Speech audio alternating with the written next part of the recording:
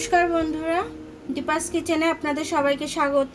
আজকে আমি তালের মালপোয়া বানাবো, সেটাই আপনাদের সাথে শেয়ার করব। তো চলুন কিভাবে বানাই দেখে নিন।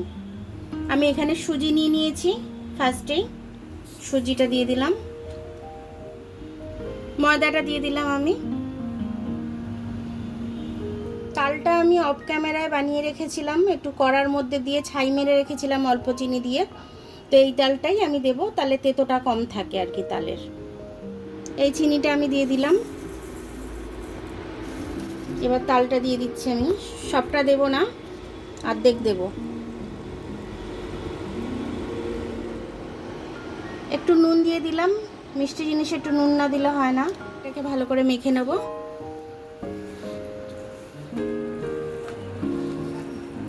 আমি জলও দেব এটার মধ্যে। আপাতত মিশিয়ে নিয়ে আমি তারপরে আমি জলটা দেব। আপাতত অল্প জল দিয়েছি, জল লাগলে আমি আবার দেব। মৌরিটা দিয়ে দিচ্ছি আমি এর মধ্যে। এটা আমি 10 মিনিট চাপা দিয়ে রেখেছিলাম। এবার ঢাকনাটা খুলে নিচ্ছি। সুজি তো অনেক জল টানে, তো ওই জন্য। এবার আরো একটু জল দেব আমি এর মধ্যে।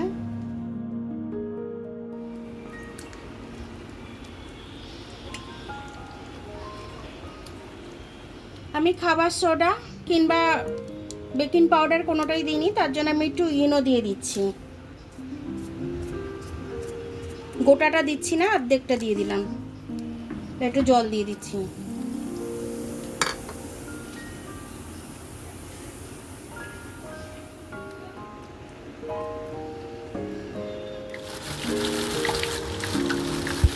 আমি একটু চাল গুঁড়ি দিয়ে দিলাম। ভালো করে মিশিয়ে নেবো এটা।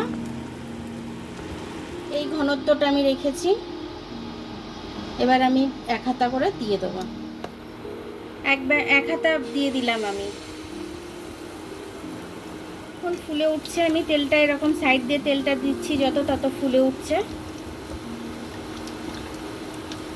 এরকম ভাবেই তেলটা ভাজতে হয়।